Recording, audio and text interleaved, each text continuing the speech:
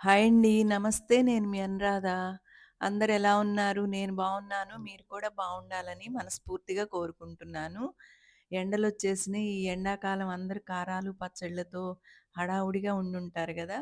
నేను గూడా సంబార్ కారం జేశాను. మా అమ్మ వాళ్ళెలా చేసేవాళ్ళో అప్పట్లో ఆ కొలతలతో కరెక్ట్‌గా చేసి చూపెడతాను. మీరు గూడా ఇలా చేసుకోండి. చాలా బావుంది. మేమైతే కారానికి 3 రకాల కాయలు తీసుకుంటాము. ఒకటి కారం ఉన్న కాయలు, రెండోవి కారం లేని కాయలు, మూడో కాయలు ఇప్పుడు కనిపిస్తున్నాయి గదా! అలా మెలికల కాయలనమాట. అవైతే బాగా కలరుంటది. కలర్ అసలు 1 ఇయర్ బయటున్నా గూడా కలర్ తగ్గదు. అందుకని ఇలా 3 రకాల కాయలు తీసుకుంటాము కారం చేసుకోవాలంటే. వీటిని బాగా తొడాలు తీసి, తుడిచి ఎండలో పెట్టుకోవాలి. ఒక సంవత్సరం అయితే నేను వాటర్‌లో పోసి మట్టుందని కడిగాను. కారం పాడైపోయింది. అందుకని నేనైతే కడగను గానీ బాగా ఎండబెడతాను. ఇలా ఎండిన మిరపకాయల్ని గుడ్డబెట్టి తుడుచుకొని బాగా శుభ్రంగా వేయించుకోవాలి. ఇదివరకైతే కుండకి హోలు పెట్టి మంగళం అని దానిలో వేయించేవాళ్ళు కట్టెల పొయ్యి మీద. ఇప్పుడైతే అవన్నీ లేవు గాబట్టి ఇలా నేను పెద్ద గిన్నెలో వేసి వేయించుతాను. చాలామంది కారంకి వేయించకుండా పచ్చికాయలే చేసేస్తారు. మాకైతే నచ్చదు. ఇలా చేసుకుంటాం మేము. కాయలు తప్పకుండా వేయించుకోవాలి. ఇలా వేయించటం వల్ల కారం రంగు, రుచి ఏమీ మారదు. టేస్ట్ అయితే చాలా బావుంటుంది. ఇలా వేయించి చేసుకోవటం అలవాటు మీలో ఎంతమందికుందో నాకు కామెంట్స్‌లో చెప్పండి. కేజీ కాయలకి పావు కిలో ధనియాలు తీసుకోవాలి. గిద్దల కొలతయితే 4 గిద్దలు తీసుకోండి.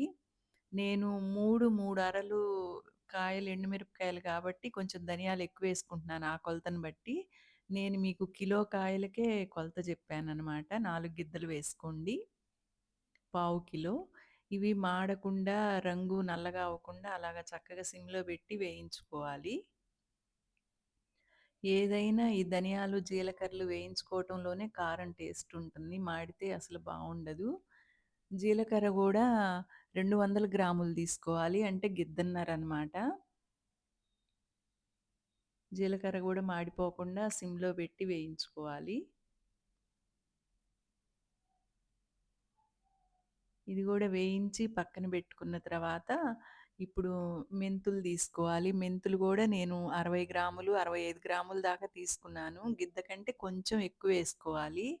పోయినసారయితే నేను 50 గ్రాములు, అరగిద్ద అని కొలత చెప్పాను గానీ, కొంచెం ఒక 10, 15 గ్రాములు ఎక్కువేసుకుంటేనే ఈసారి కారం టేస్ట్ బావుంది.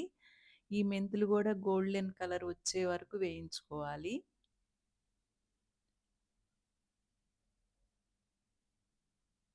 మంచి వాసన గూడా వస్తా తెలుస్తా ఉంటుంది. అయి వేయించుకున్న తర్వాత ఇప్పుడు కరివేపాకు కూడా 2, 3 గుప్పెళ్ళు తీసుకోవచ్చు. కరివేపాకు మనిష్టము. ఇది గూడా ముందు రోజే ఆరప కడిగి ఆరబెట్టుకొని ఎండిపోయిన తర్వాత ఇప్పుడు వేయించుకోవాలి. ఇది ఆముదం అనమాట. ఆముదం గూడా 200 గ్రాములు తీసుకోవాలి కేజీ కాయలకి. వెల్లుల్లిపాయలు గూడా అన్నీ ఒలిసి పక్కన బెట్టుకోవాలి. వెల్లుల్లిపాయలైతే నేను 400 గ్రాములేశాను ఈసారి. మామూలుగా అయితే పావు కిలో అంటారు గానీ, ఆ 400 గ్రాములేశాను.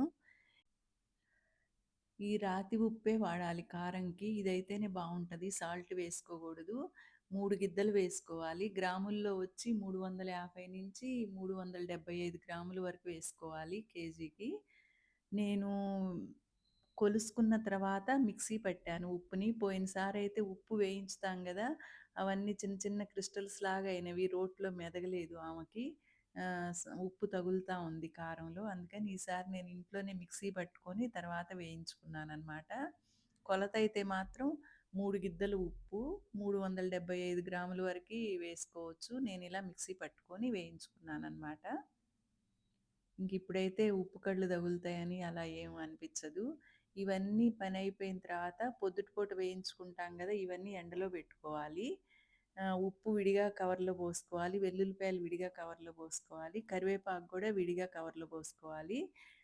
మెంతులు, జీలకర్ర, ధనియాలు మాత్రం కలిపి ఒక కవర్‌లో బెట్టుకోవచ్చు. అలా తీసుకెళ్ళాలి మనం మిల్లుకెళ్ళేప్పుడు. ఈ కారం అంతా మెత్తగా మెదిగిన తర్వాత వెల్లుల్లిపాయలు వేస్తుందనమాట. ఈ వెల్లుల్లిపాయలు గూడా బాగా మెదిగిన తర్వాత చివర్లో ఆముదమేస్తది. ఆముదం పోస్తా ఉంటే కలరయితే మాత్రం బాగా వస్తది. ఆముదం వేసే కొందికి మంచి కలరొస్తది. అంతకుముందంతా పొడి పొడిగా అనిపిచ్చిందంతా బావుంటది.